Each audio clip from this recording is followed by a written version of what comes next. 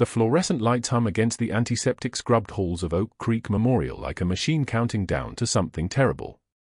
Rachel Torres moves through the cardiac unit at 6 in the morning wearing a temp badge clipped crooked to her scrubs, deliberately positioning herself at the periphery where nobody expects competence and nobody asks questions. She's been invisible for 3 years now, and invisibility keeps her alive in ways that courage never could. The coffee in the break room smells like burnt rubber and regret. Permanent staff cluster around the corner table, their laughter sharp and excluding, their conversations coded with inside jokes Rachel doesn't bother learning. She takes her lukewarm coffee to the hallway instead, standing where the morning light cuts through the windows at an angle that turns everything gold for exactly 4 minutes before the sun climbs higher and the magic dies. She doesn't mind.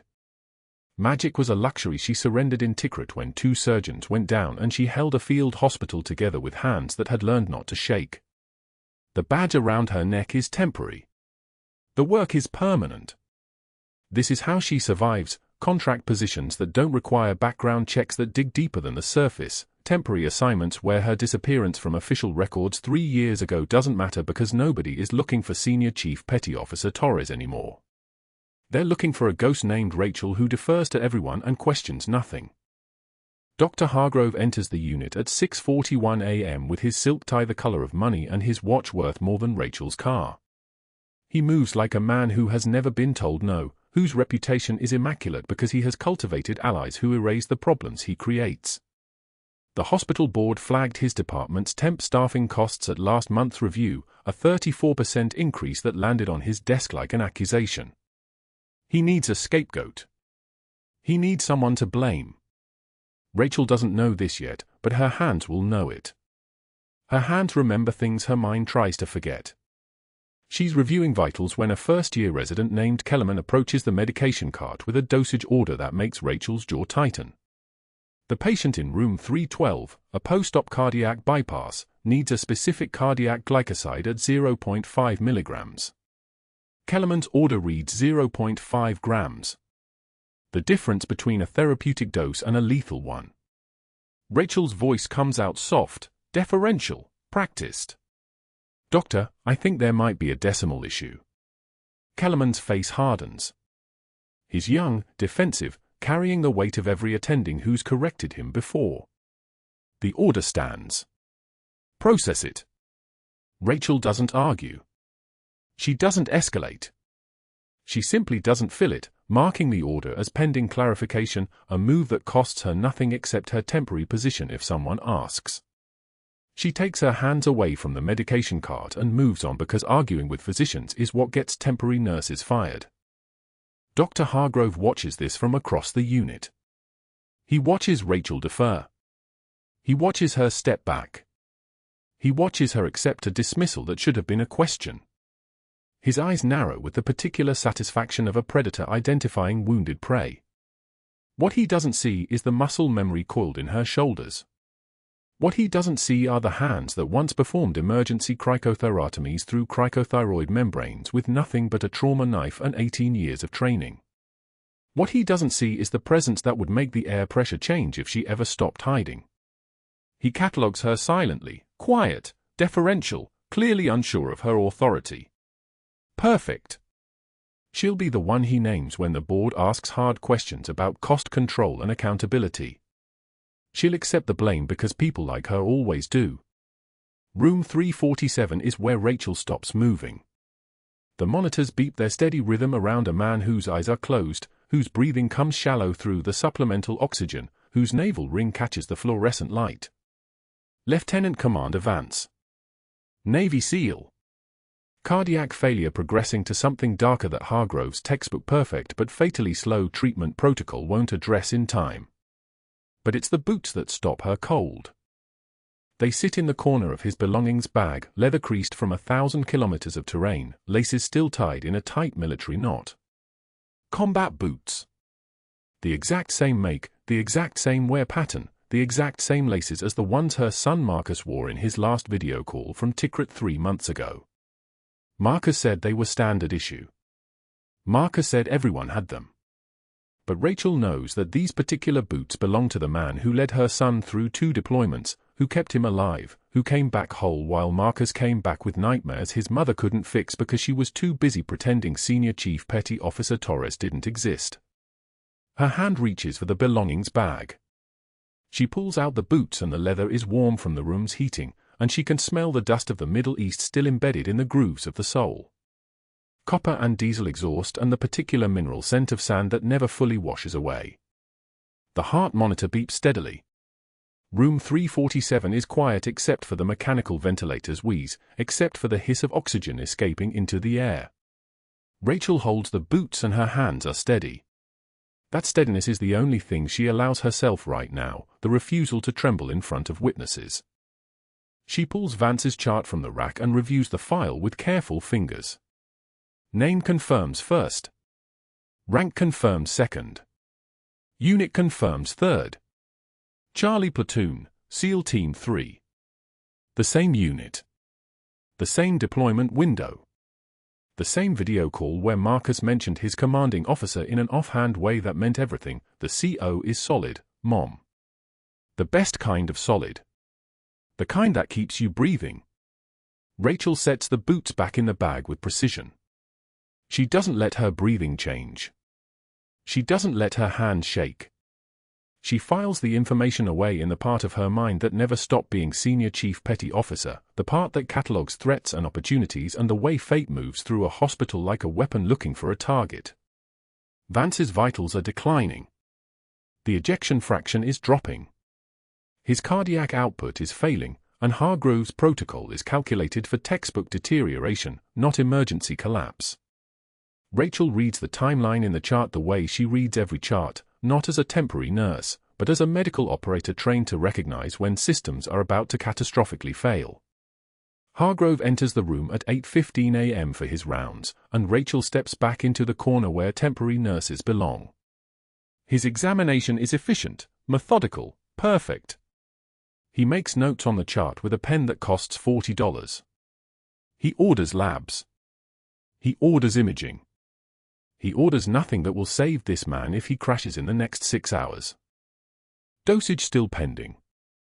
Hargrove asks as he passes Rachel in the hallway. His smile is thin and sharp.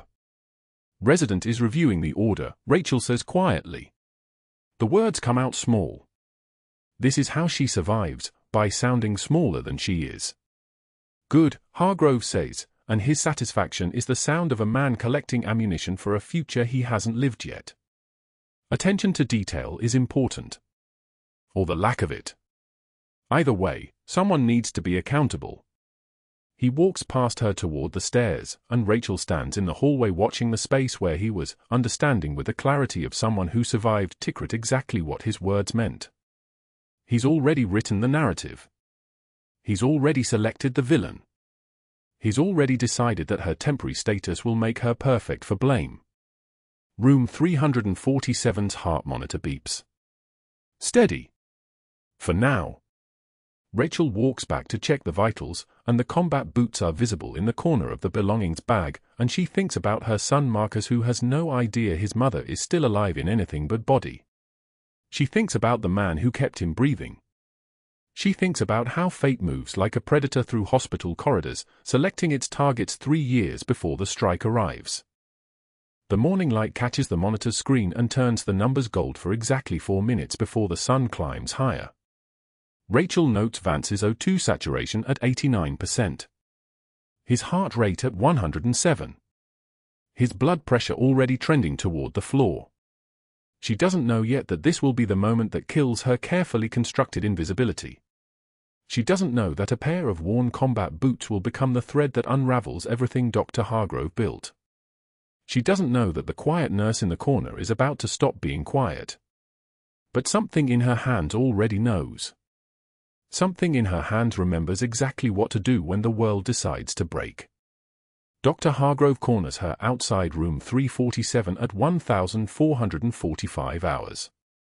Vance's wife stands 3 feet away, her hand on their teenage daughter's shoulder. Both of them watching.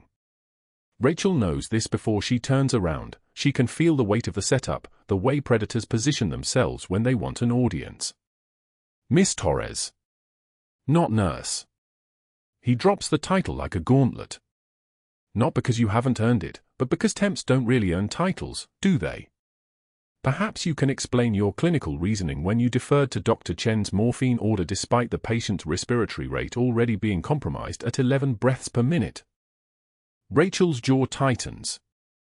One measured breath. The kind of breath that comes from muscle memory, from a deployment in Tikrit where every inhale had to be controlled, where panic was a luxury reserved for people who didn't have to keep their teens alive. Dr. Chen is the attending on record. I'm following the chain of. You're what? Too timid to demonstrate initiative? Too incompetent to recognize basic contraindications. Hargrove's voice drops into a register designed to penetrate, to wound, to be remembered. This is why we staff temps. No investment. No accountability. Just bodies collecting paychecks while physicians do the actual thinking. Vance's daughter's eyes widen. Her mother's grip tightens on her shoulder. Rachel feels the moment crystallize around her like ice forming on still water. She could defend herself.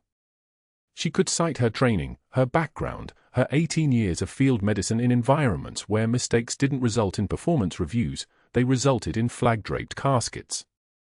But Senior Chief Petty Officer Rachel Torres learned long ago that explaining yourself to someone who's already decided is just giving them more ammunition. One tear escapes her left eye. Controlled. Deliberate. A performance of the woman they expect to see, the temp nurse too junior to know her place. She wipes it with steady fingers, her hand moving like it belongs to someone else, someone smaller. I've served under better leaders in worse places, doctor. The silence that follows is the kind that makes fluorescent lights sound loud. Hargrove's smile hardens into something closer to a scar. He nods once, a gesture that says he's filing this away, cataloguing her insubordination for later use. Then he turns back to Vance's wife as if Rachel has already ceased to exist. The break room smells like industrial coffee and someone's microwaved fish. Rachel sits alone at the small corner table with her lunch container, turkey sandwich, apple, water bottle, and opens the lid. For nurses cluster at the opposite table, their laughter sharp as shattered glass. She recognizes them, Daniela, who borrowed her scissors last week, Marcus, different Marcus, who'd asked her opinion on charting protocols, Jenny and Sarah, who'd actually seemed kind. She sits down.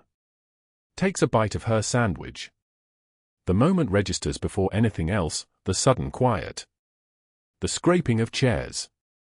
Daniela stands first, gathering her food with deliberate casualness. The others follow like she's pulled an invisible cord, and they all move toward the door, toward the hallway, away from the table where Rachel sits alone with her lunch and the weight of making someone uncomfortable just by existing. The door swings shut. Not slammed.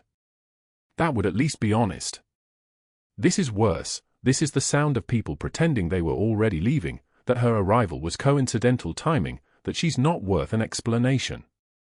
She eats the rest of her sandwich. Tastes like cardboard. Tastes like every deployment where the other soldiers wouldn't look at her after Tikrit, after she'd come back wrong, after her PTSD had made her dangerous to the unit cohesion that kept people alive. She'd thought that part was over. She'd thought she'd buried Senior Chief Torres deep enough that she wouldn't have to live through that isolation again. The clock on the wall ticks past 15:30. Rachel finishes her apple, discards the core in the trash, and returns to the unit. Nobody acknowledges her? It's the kind of nothing that feels like an accomplishment in reverse. They've succeeded in making her less than invisible. They've made her a problem to be managed by silence. By 1800 hours, there's a white sheet of paper pinned to the cardiac unit board with military precision. Her name in bold, insubordination. The letters seem to glow under the fluorescent lights. Temp nurse R. Torres questioned physician judgment in front of patient family, demonstrating failure to understand chain of command and appropriate scope of practice for temporary staff. Formal documentation of performance concern on file. Hargrove stands in his office doorway, arms crossed, watching as staff read it. His expression is neutral, the face of a man who's simply doing his administrative duty. Rachel watches three people read the notice and then glance at her, their eyes moving away almost immediately. The message is airborne now. spreading like infection. The temp nurse questioned the doctor. The temp nurse was insubordinate. The temp nurse is unreliable. She reads it twice.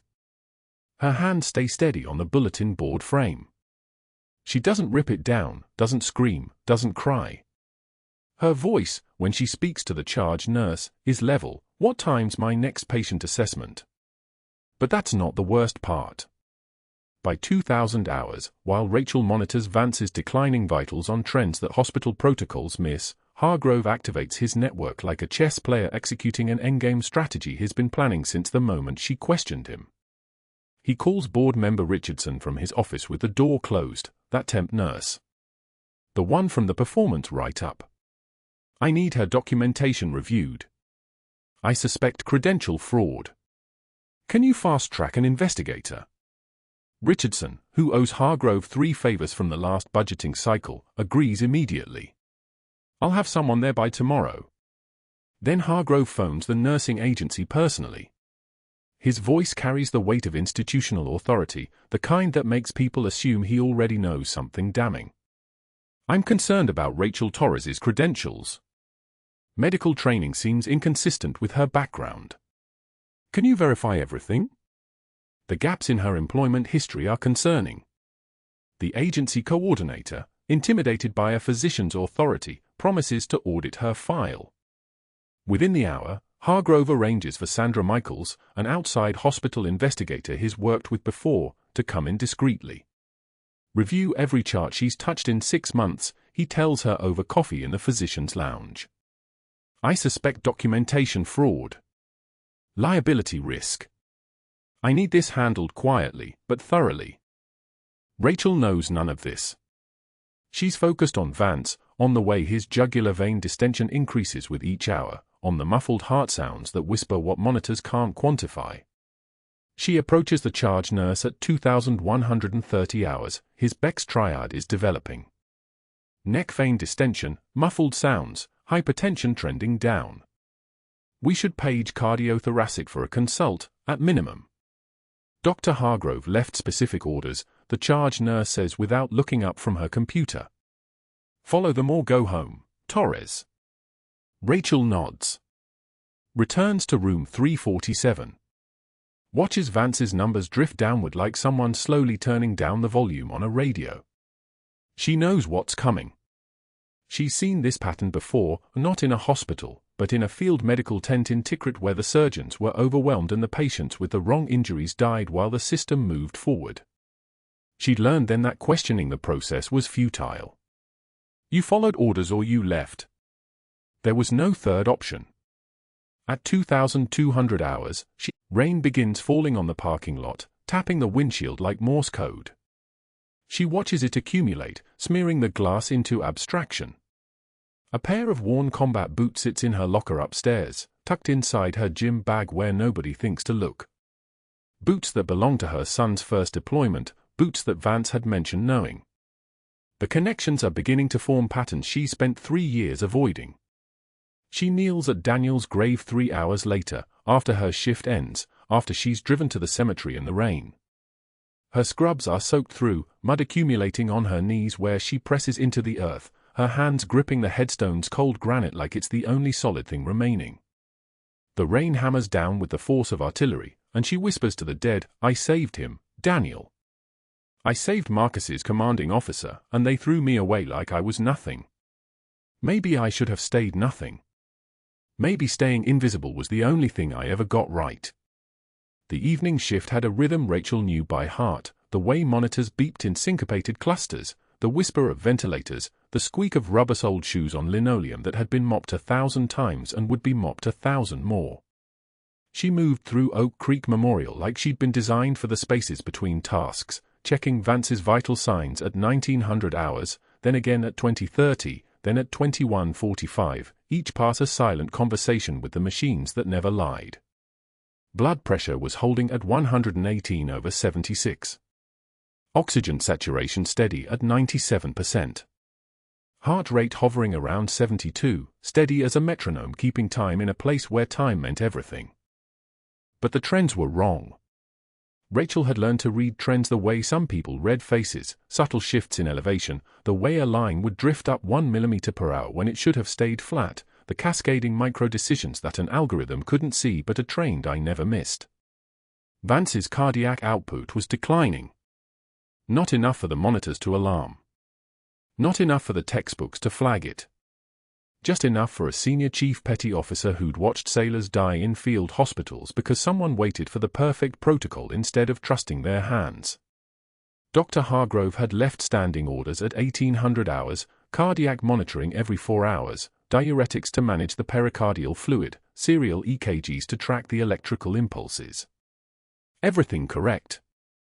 Everything by the book. Hargrove's book, anyway, the one that worked for patients with stable presentations, for conditions that followed predictable trajectories, for doctors who had the luxury of time. Vance didn't have that luxury, and Rachel could see it in the subtle compression of his left atrium on the bedside ultrasound display, the way the fluid around his heart was accumulating like a silent siege, pressing inward with the patience of something that didn't need to hurry. It had days. Maybe 2 if nothing changed. It changed at 01 for 5 hours. Rachel was sitting in the break room drinking what passed for coffee at that hour, bitter and cooling, when the first alarm began its electronic scream. 1 monitor. Then 2. Then a cascade that made her stand before the sound finished registering in her conscious mind. The Philips monitor outside room 347 was painting a picture in red and yellow, the waveforms turning jagged and violent. She was moving toward the door while the second monitor started shrieking, her body responding to the acoustic signature of crisis the way reflex responds to light. She was in room 347 before the resident arrived. Vance's blood pressure was collapsing, 80/40 on the monitor, the systolic dropping like someone was pulling out the number by increments. His respirations had jumped to 28 per minute, shallow and fast, his chest heaving beneath the thin hospital blanket like an animal learning to breathe all over again. His jugular veins were distended, swollen against his neck with a visibility that made the diagnosis scream silently. Muffled heart sounds. Rachel leaned in and listened to the pericardium, the space around his heart, and heard the absence of sound the way others heard noise, that thick, dampened quality of fluid compressing the organ beneath it like a hand closing slowly around a fist. Beck's triad. Hypertension. Elevated jugular venous pressure. Muffled heart sounds. Cardiac tamponade. The fluid had stopped pressing. It had started crushing. Dr. Patel crashed through the door at 01 for 6, still pulling on his stethoscope, his eyes going wide at the trajectory displayed across 3 separate monitors. "Page Dr. Hargrove, tell them." "He's 20 minutes out," Rachel said. She wasn't asking. She was stating fact with the kind of certainty that came from having read a man's trajectory correctly. "The patient has minutes. I need to call." Patel was reaching for the code button, the official protocol, the thing that would get Hargrove on the line and make this someone else's decision. Rachel was already opening the crash cart, her fingers finding the pericardiocentesis kit with the same unconscious precision that had served her in Tikrit's surgical tent, where protocols meant dying on schedule instead of living on instinct. The kit was there, needle, catheter, syringe, the equipment of salvation if you knew how to use it and damnation if you didn't. Vance's blood pressure hit 70/35. His oxygen saturation began its descent, 94, then 92, then 90, the numbers sliding down like a stone through water. His lips were taking on the blue-gray tone of insufficient oxygen, his daughter asleep somewhere on the 3rd floor in a waiting room painted institutional green, his wife gone home an hour ago believing that morning would bring improvements, believing that protocol meant safety. Neither of them knew that the space around his heart was drowning him, that every breath he took was pushing against fluid that wouldn't move, that the greatest risk in medicine wasn't dramatic, it was the slow, by-the-book suffocation of a patient while everyone waited for the attending physician's authorization. "I can't authorize that," Patel said, backing toward the wall like he was watching a car crash in slow motion. "You're a temp. You don't have, Hargrove will." Rachel's hands were already moving, already prepping the subxiphoid approach with the muscle memory of muscle memory, the kind of knowledge that lived below conscious thought. Below permission. Below the careful architecture of protocols that kept institutions clean and patients dead on schedule. She felt the cool antiseptic against Vance's skin, the anatomical landmarks familiar as her own bones, the angle of the rib cage, the point where needle would enter, the trajectory that would slide between cartilage and skin and penetrate the pericardial sac without puncturing the heart beating behind it. The fluorescent light caught the needle as she held it. Silver bright. Steady. Her hands didn't shake. They never shook anymore. The trembling had been burned out somewhere between Tikrit and San Diego, somewhere between the son she'd taught to read and the wife she'd buried with her good suit pressed into a garment bag because she couldn't afford to dry clean flags. "Step aside, doctor," Rachel said. Not a request. Not a negotiation. An order. Patel pressed himself against the monitor stand, watching a woman in a temp badge perform a procedure she had no authority to touch, the kind of thing that ended careers when it failed and ended careers in different ways when it succeeded. The room went dead silent. Even the fluorescent lights seemed to hold their breath, their usual hum replaced by the sound of Vance's desperate breathing, the electronic cascade of his failing heart, the syringe drawing back as Rachel's hands found the space where death was waiting. The needle glided through the subxiphoid space at the perfect angle, following an invisible line drawn by 3 years of medical training and 12 years of field medicine and 1,000 decisions made in places where waiting for authorization meant someone died unnecessarily. The syringe pulled back. Fluid. Dark blood-tinged fluid began to fill the chamber, and the moment the pericardium released its pressure, Vance's blood pressure began to climb, 75/38. 80/42. 85/45. The monitor's waveforms shifted from jagged violence to something resembling rhythm, something resembling hope, something resembling a man who'd been drowning coming up for air. His oxygen saturation climbed. 92, 94. 96. The syringe filled. Rachel held it like it was proof, like it was evidence, like it was the moment that separated everything that came before from everything that would follow. Patel was staring at the monitor, watching vital signs respond to an unauthorized procedure the way physics responds to gravity, the way a body responds to medicine when medicine is applied by hands that know exactly what they're doing. But that wasn't the moment that changed everything. The moment that changed everything was still waiting at the edges of the room, still approaching like the sunrise, still 9 minutes away and moving with the unstoppable momentum of institutional consequence.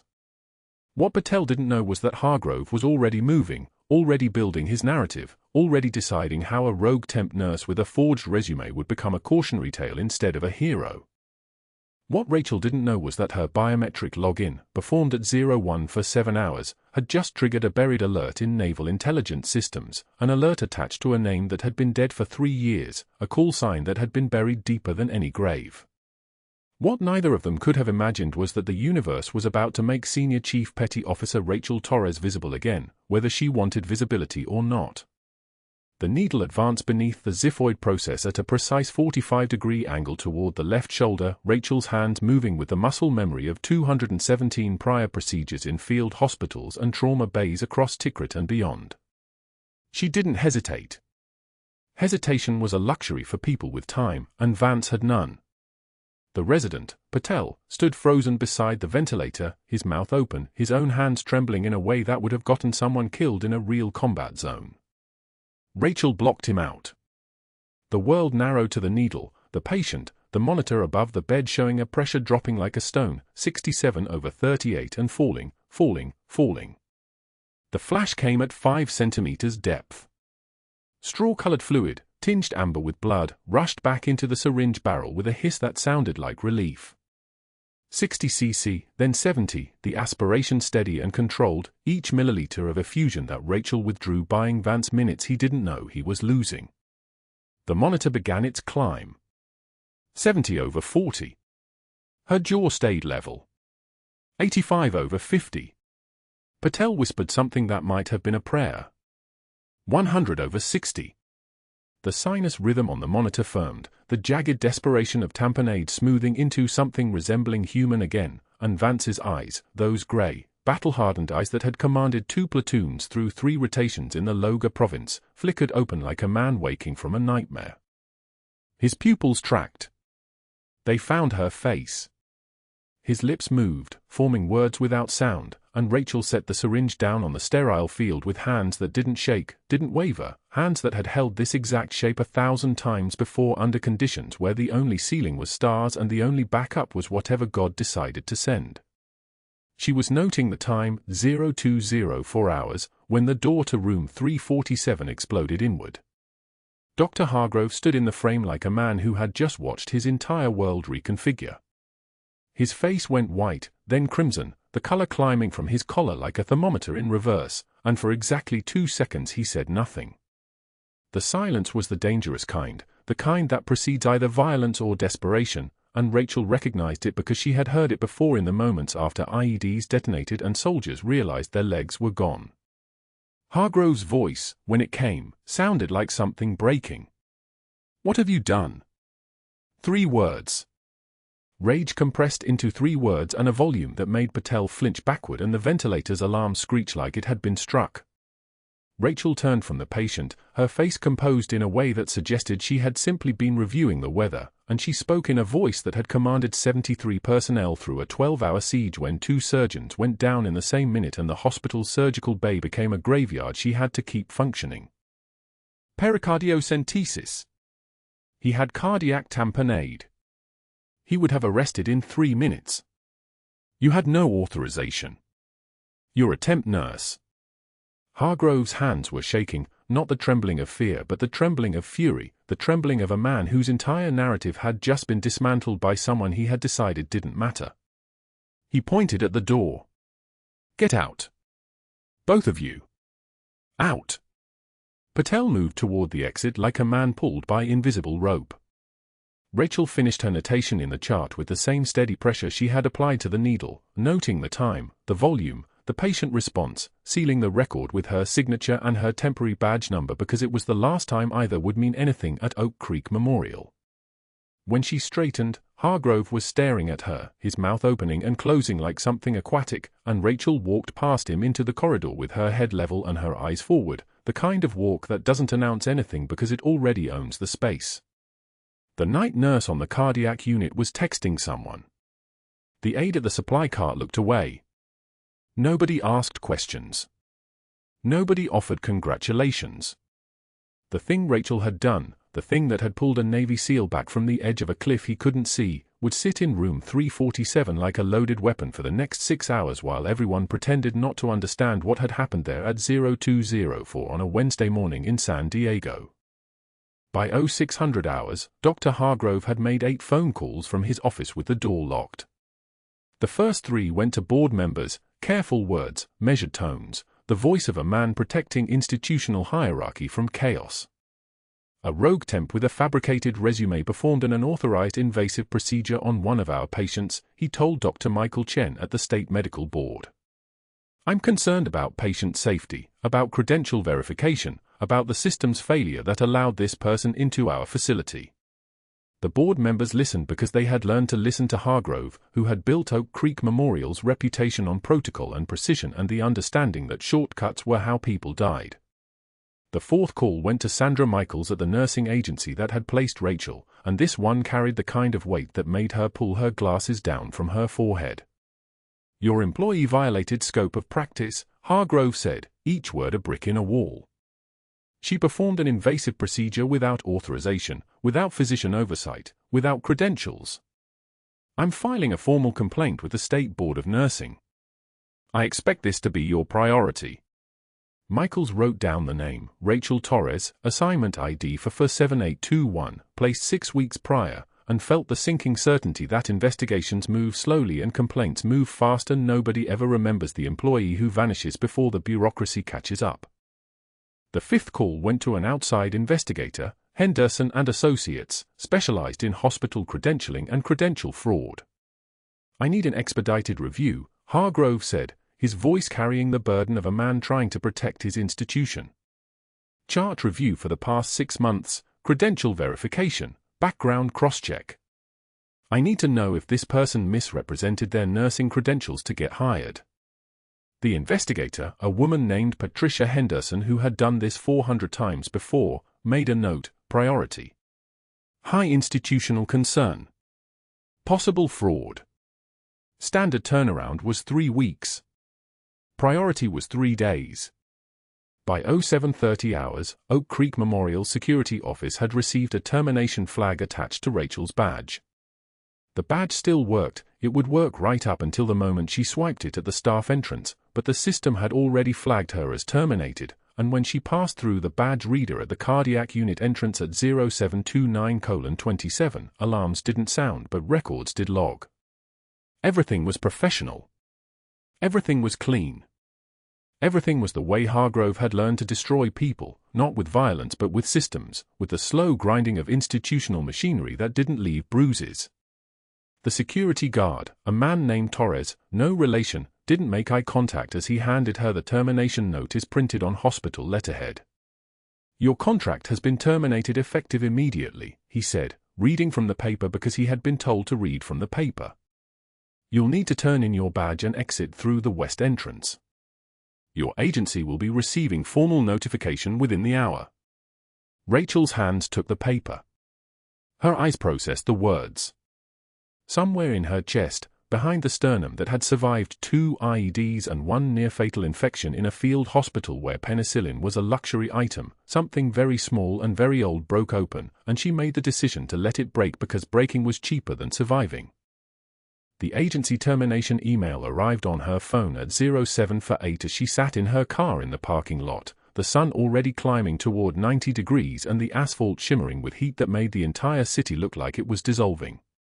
"Dear Ms. Torres," it began, the salutation formal and erasure polite, "due to gross violation of nursing scope of practice, serious breach of standard protocols, and credential discrepancies identified during emergency review, your contract with Premier Staffing Solutions has been terminated effective immediately. Your final paycheck will be mailed to the address on file. Thank you for your service." Service. The word sat there on the screen like an insult because they didn't understand what service meant, didn't understand that Rachel had held that word the way other people held religion, and now it had been handed back to her stamped with rejection. She drove in silence. The streets of San Diego scrolled past, the coffee shops where people were ordering lattes, the office buildings where people were beginning their Wednesday, the elementary school where a crossing guard in a neon vest was shepherding children across Mission Boulevard as if the world was stable and children were safe and nobody's life could disintegrate in a single night. Rachel's hands on the steering wheel looked like they belonged to someone else. They had held a needle at exactly the right angle 6 hours ago and saved the life of a man who had led her son through 2 deployments, and now those same hands were gripping a steering wheel in a parking lot where the radio was playing a song about love and nobody had told her that being right was the same as being expendable. By 1600 hours, she was kneeling at her late husband's grave, the rain that had been threatening all afternoon finally arriving, cold and hard like judgment. The mud soaked through her scrubs at the knees. Her hands pressed into the wet earth like she was trying to push through the headstone, through 6 feet of soil, through the barrier between the living and the dead, and her voice when it came was barely audible over the rain hammering the cemetery's oak trees. "I saved him, Daniel. I saved Marcus's commanding officer. I saved his life and they threw me away like I was nothing." Thunder rolled across the city, close enough to feel in her teeth. Maybe I should have stayed nothing. Maybe staying invisible was the right choice. Maybe she couldn't finish. The rain ran down her face and she didn't wipe it away because wiping away rain was an admission that she was still alive, still fighting, still believing that any of this mattered, and right now she didn't believe any of it mattered. She stayed until the cemetery's gates began to close, until the groundskeeper walked past 3 times, until the last family members departed and the dead were alone again with their secrets and their stones. What Rachel didn't know, kneeling in that rain at the grave of a man who had told her 14 years ago that being brave didn't mean not being afraid, it meant doing the right thing anyway, was that her biometric login at 01 for 7 hours had already been flagged, already been cross-referenced, already been escalated through naval intelligence channels that operated in a sphere so far above hospital politics that Hargrove's phone calls looked like children arguing over toys. The named Senior Chief Petty Officer Rachel Torres had been dead for 3 years in official records. By tomorrow morning, it would be alive again in places where classified documents were filed in buildings with no windows and meetings were held with people whose titles didn't exist. But tonight, she knelt in the rain and whispered to the dead, and nobody answered. The cardboard box was small. 3 navy scrubs folded into thirds, the creases sharp enough to cut. Rachel's hands moved mechanically, muscle memory from military deployment, from packing up a life that was never supposed to exist. The apartment was silent except for the rain hammering the windows like applause. Tap. Tap. Tap. 23 years compressed into cotton and polyester. She didn't cry. She didn't allow herself to cry anymore. Not since the parking lot at Oak Creek Memorial, not since security escorted her past the unit board where her write-up still hung like a death notice. She was sealing the box's flaps with packing tape when the knock came. 3 sharp raps. The kind that didn't wait for an answer. Rachel's shoulders tensed. She knew that rhythm. Military. Official. She moved toward the door with the measured pace of someone who has learned that speed attracts attention. The peephole showed a figure in an NCIS windbreaker, rain-soaked, jaw set like granite. Behind him stood someone in dress blues. Her son. Marcus's face was pale, the same color it had been the day they called about his father. Rachel opened the door without speaking. Mom. His voice cracked on the single syllable. Why didn't you tell me you saved Commander Vance? Why didn't you tell me you were Senior Chief Petty Officer Torres? The world tilted slightly. Rachel steadied herself against the door frame. The NCIS agent stepped inside without invitation, water dripping from his jacket onto her linoleum floor. Marcus followed, his eyes red, holding his phone like it was radioactive. His hospital file triggered a classified alert, the agent said. His name tag read Reeves. His voice had the flat precision of someone who'd briefed presidents. Your biometric login accessed his post-op vitals at 0212 hours. The system flagged it automatically. Navy intelligence has been watching the alert for 23 hours. Rachel took the phone from Marcus's trembling hands. The file was Vance's chart, complete with O2 saturation data, echocardiogram results, the pericardiocentesis procedure note.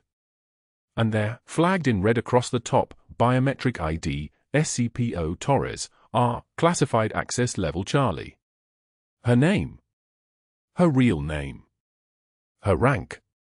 Mom, I don't understand. Marcus's voice was breaking like a teenager's, even though he was 31 years old and had served 2 deployments himself. You were a SEAL medic. You were.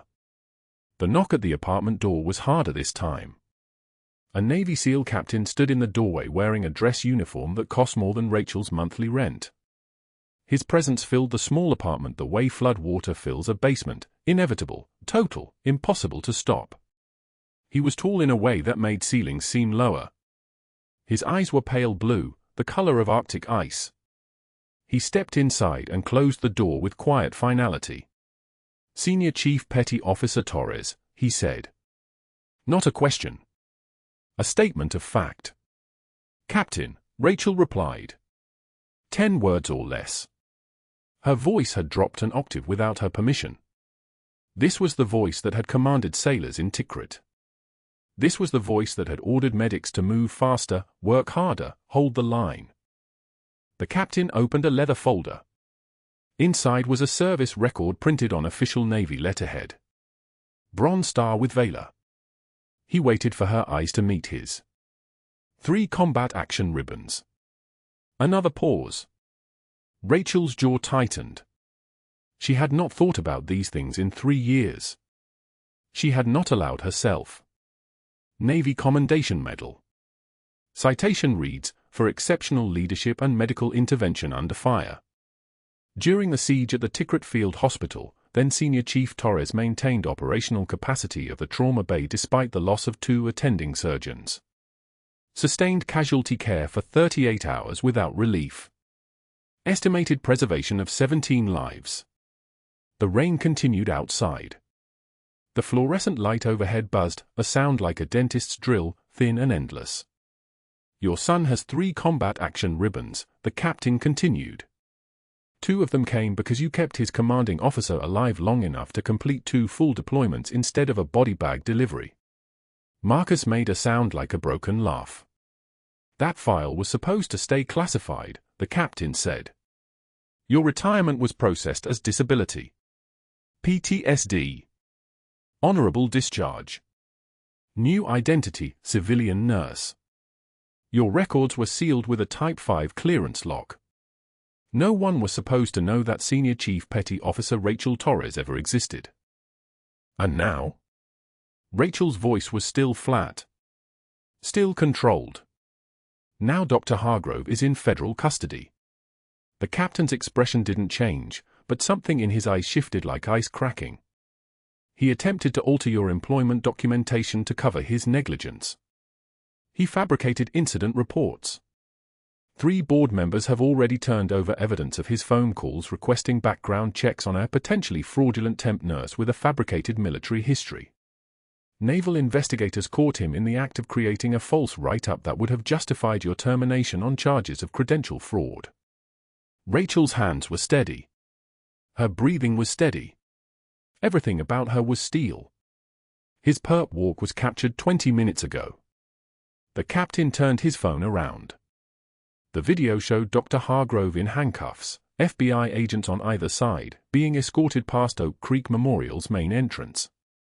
Employees stood at windows watching. A journalist with a microphone shouted questions. The timestamp read 1847 hours. Federal charges. Employment record fraud. Conspiracy to cover medical negligence. The medical board has already suspended his license. Marcus stared at the video. He was crying now, tears cutting down his face without sound. The captain's phone buzzed. He read the message and nodded once, curtly. A formal invitation is en route by courier. Presidential seal. Your full rank listed on the envelope. Rachel said nothing. You're going to stand in the East Room of the White House in dress blues, the captain continued. Commander Vance will be there. Your son will be there. The citation will read that you saved the life of a Medal of Honor track operator under hostile institutional conditions. The president will pin a medal to your uniform. And after that, you're going to come back to Coronado. We need instructors who've been in the fire, Senior Chief. People who know what it costs. He handed Rachel a card. Captain James Reeves, Naval Special Warfare Development Group. The captain left without another word. Marcus didn't follow. He stood in the middle of the apartment, staring at the cardboard box of folded scrubs on the kitchen table, the 3 uniforms that were supposed to contain her entire life. I can't believe you never told me, Marcus whispered. Rachel turned toward the window. San Diego stretched out below her apartment, city lights flickering in the rain. You weren't supposed to know, baby. That was the point. But the invitation came anyway. It arrived at 1900 hours in a cream-colored envelope with the presidential seal embossed in gold. Rachel's full rank was listed on the front, Senior Chief Petty Officer Rachel Torres. Marcus read it aloud, his voice trembling. Rachel was already moving. She had showered in 5 minutes. She had changed into civilian clothes, dark jeans, a rain jacket. She had left the apartment with the cardboard box still sitting on her kitchen table, abandoned. She drove back to Oak Creek Memorial because that's where the story needed to end. The security guard at the front desk didn't stop her. She had no badge anymore, but she walked with the certainty of someone who had no reason to hide. The corridors were familiar, every squeaking wheel, every monitor beep, every fluorescent hum. The Tikrit Field Hospital had sounded like this. The smell of antiseptic and fear and human determination. Room 347 was at the end of the eastern corridor. Commander Vance was awake. His wife sat beside the bed, holding his hand. An oxygen cannula ran under his nose. His color was better, pink in his cheeks, clarity in his eyes. He was still connected to monitors, still moving carefully, but he was awake and aware and alive. His eyes found Rachel in the doorway before she could speak. Something shifted in his expression. Recognition. Memory. The pieces rearranging themselves into a picture he had lost 3 years ago when she disappeared from Tikrit. His wife started to call for a nurse, but Vance raised one hand. His gaze never left Rachel's face. She felt the weight of the question he was asking without words. Rachel stepped into the room and closed the door. Vance's voice was a rasp, his lungs still recovering, but the word was unmistakable: Reaper. His wife gasped. She understood then, understood the rank, understood the history, understood that this woman in civilian clothes and rain-wet hair was not a nurse. Tikrit. Vance's breathing was labored, but his voice carried full command presence. You held the line. You kept Marcus alive through 2 deployments. You're the ghost story they tell new corpsmen. Rachel's right eye watered. One tear. She wiped it away without breaking eye contact, a gesture of respect instead of vulnerability. I couldn't let you die, sir, she said. Vance's wife was crying now, pieces of her husband's war finally visible to her. The quiet strength she had married, the haunted look that never quite left his eyes, the way he always said, "Thank you for the second chance," all of it made sense now. Across the city, in a federal holding cell, Dr. Hargrove sat on a metal bench still wearing his hospital scrubs. They had not let him change. His lawyer arrived with documents that might as well have been death certificates. The state medical board had suspended his license pending investigation. 3 hospitals had withdrawn job offers. Vance's family had already filed suit for gross negligence and intentional sabotage. 2 other patients were joining the suit, cases where Hargrove's pride had overridden protocol, where his arrogance had nearly cost lives. His perp walk was online. 87,000 views. Counting. He had tried to destroy a ghost and accidentally exposed himself to light. 6 weeks later, Rachel stood in the East Room of the White House in her dress blues. The blues fit perfectly, Senior Chief Petty Officer Torres, visible again after 3 years of shadows. The president's aide had helped her pin them correctly, tabs and insignia in precise alignment. Her hair was cut to regulation. Her bearing was regulation.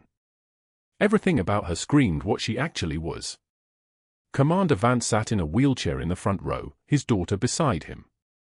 Marcus stood at attention in dress uniform, tears streaming freely down his face. The citation the president was about to read had already been released to the press. The story was everywhere: hidden Navy SEAL saves dying officer. Hospital director arrested. The president extended his hand. The citation read, "For extraordinary heroism and decisive action in preserving the life of a decorated naval operator under hostile institutional conditions. Senior Chief Petty Officer Rachel Torres demonstrated the highest standards of Navy medicine and military courage. Her actions exemplify the core values of honor, courage, and commitment." The medal was cold against her chest. Golden ribbon. Recognition. Visibility. The reception afterward was a blur of handshakes and people introducing themselves as people who had heard of Reaper, who had studied her field hospital protocols, who had survived because someone else had studied her work. Captain Reeves offered her a position training combat medics at Coronado. She didn't answer immediately. That evening, in a strip mall classroom in El Cajon, Dr. Hargrove demonstrated chest compressions on a plastic CPR dummy for 12 community college students. He made $18 per hour. His medical license hung framed in his lawyer's office as evidence exhibit number 4 in the ongoing civil suits that would follow him for decades. None of the students asked about his credentials. Rachel sat with Vance and Marcus at a restaurant near the base. Vance raised his glass of ginger ale, he couldn't have alcohol for 6 more weeks, and looked directly at Rachel. To Senior Chief Torres, he said. The only person in that hospital who knew what mattered. Rachel smiled. It was a real smile, the kind she hadn't allowed herself in 3 years. Her dress blues caught the candlelight. She looked like what she was, a warrior who had finally come home. True class is what you do when the lights go out, she said. They drank. Outside, the San Diego night was warm and clear. The kind of night where you could see stars over the city, where the ocean whispered its constant rhythm against the shore. Rachel Torres was no longer a ghost. She was visible. She was home. And somewhere in the dark, new SEAL recruits would start hearing the legend of Reaper, a name they would understand meant something more than survival. It meant the difference between coming home and a body bag. If you've ever been invisible in a place where you mattered most, share your story in the comments. And if you know someone like Rachel, someone working in shadows, carrying weight in silence, make sure they know they've been seen. Like and subscribe for more stories of hidden heroes finally getting recognition.